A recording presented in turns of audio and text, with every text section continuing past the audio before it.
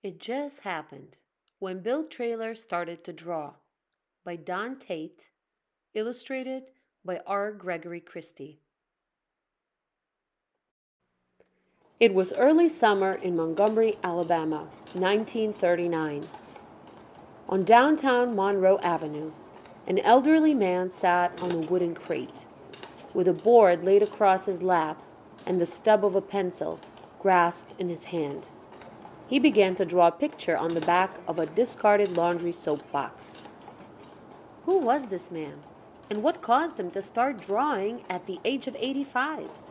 His name was Bill Traylor, and if people had asked him, he might have said, "It just come to be." Back in the 1850s, George Hartwell Taylor and his wife owned a cotton farm near Benton, Alabama. The Traylors also owned more than 20 slaves. Sometime during 1854, one of the enslaved families had a baby boy. He was given the name Bill. His last name became Traylor, the same as his master's. From the minute the sun lit the sky until it disappeared into the night, the slaves picked cotton in the hot, dusty fields. When Bill was old enough, he was put to work too, pulling weeds, fetching water, gathering wood. After he finished his chores, Bill sometimes met his friends at the bank of the Alabama River. They jumped into the cool water and waved at the steamboats passing by. Without realizing it, Bill saved up memories of these times deep inside himself. When the Civil War ended in 1865, the slaves were freed. Many people left their former masters, but Bill's family chose to stay on the Traylor's land. They worked as sharecroppers, farming and sharing their crops and profits with the people who had once enslaved them. Even though the war was over, Northern soldiers continued to burn many Southern farms, villages, and towns. Young Bill and his family watched in horror as the Traylor's farm, equipment, and animals were destroyed. Bill's family managed to survive unhurt. They rebuilt their home and continued to work the land for many years.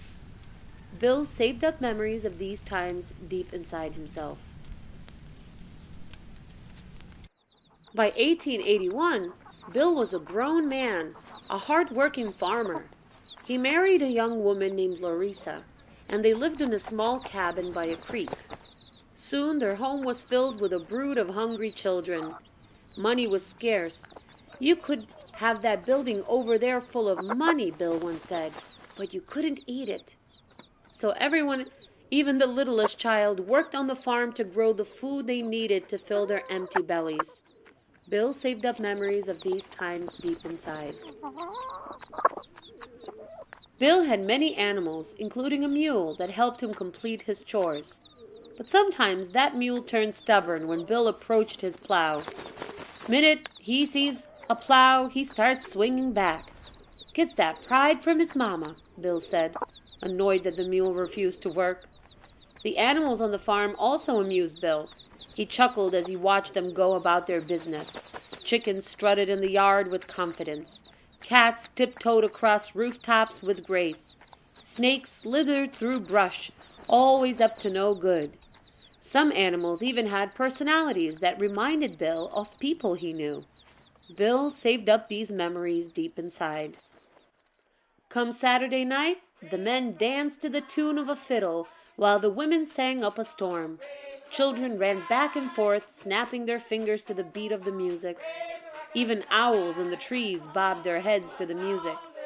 After the festivities, the men took their dogs and went hunting and fishing until late into the night.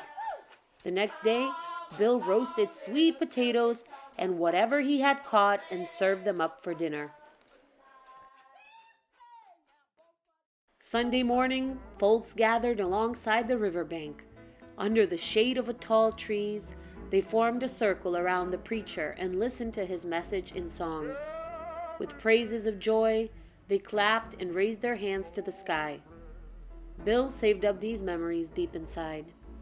Bill spent a lifetime on the Traylor's land. By 1935, he was 81 years old, way up in age and all by himself. "My white folks had died and my children scattered. Bill said. His wife died too. With the people he was close to gone, Bill had no reasons to stay on the farm. He packed his bag and headed to the nearby city of Montgomery. Finding a job in the city was not easy. Bill had never learned to read or write, and his work on the farm hadn't prepared him for the city life. Eventually, he found employment at a shoe factory, but Bill developed painful rheumatism in his joints. Before long, he was forced to quit his job. For a while, Bill sold pencils provided to him by the U.S. government. He didn't make much money, and he soon became homeless. During the day, he wandered through downtown Montgomery. It was an exciting place to be. People bustle along, going in and out of markets, shops, and restaurants. Automobiles and horse-drawn buggies rumbled through the streets. At night, Bill slept on sidewalks, in doorways, or in alleyways until the owners of the Rose Clayton Funeral Home befriended him. They offered Bill a place to sleep in the storage room of their business. He piled a bundle of rags on top of a wooden pallet, and there, among the caskets, Bill rested his tired body. As he lay in the storage room at night, Bill was overcome with loneliness. He missed his family, his farm, his animals. Deep inside, he found all those saved-up memories of earlier times. Bill could not contain his memories. One day in early 1939, he picked up the stub of a pencil and a piece of discarded paper and began to pour out his memories and pictures. Bill's first drawings were simple items: cats, cups, shoes, baskets. Then he began to draw human and animal forms too. He used the side of a stick to rule straight lines and shapes.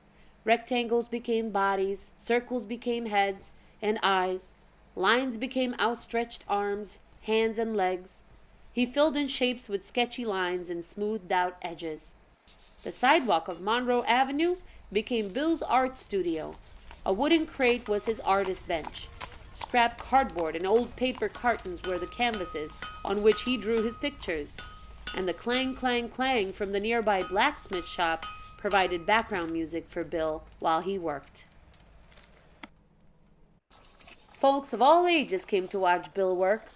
One of his admirers taught Bill to write his name, and soon he was proudly signing his drawings. Bill often hung his pictures on a nearby fence. When passers-by asked questions about his drawings, Bill didn't mind. He could be quite talkative. But if Bill was focused on his work, he offered no conversation at all. On a summer morning in 1939, a young artist named Charles Shannon caught sight of Bill sitting on his crate, drawing. Charles was intrigued as he watched Bill's hands make its marks and fill them in. Bill's pictures danced with rhythm unlike any drawings Charles had seen. Charles began visiting Bill regularly and wanted to support his work. He brought Bill art supplies, colored pencils and paintbrushes, poster paints, and high-quality paper. But Bill liked to do things his own way. He used the colored pencils and some of the paints, but he continued to work on the backs of discarded bags, signs, and cardboard boxes. Bill's hands were steady and confident. He was not concerned about messing up, and he almost never erased. When painting, he favored a rich, spare palette of colors: deep blues, bright reds, sunny yellows, and earth browns. He used paint straight from the jar and rarely mixed colors together. Soon, Bill moved to a shady spot on North Lawrence Street. There, he continued to pour out his memories, often drawing until late in the day. He drew white-eyed owls, a big red dog, and fighting cats. He sketched spotted snakes and hunters on horseback. Sometimes Bill talked about his pictures. "I wanted to be plowing so bad today, I drawed me a man plowing," he said. "Bird on top of the basket, and he don't know it," Bill joked about one of his humorous pictures.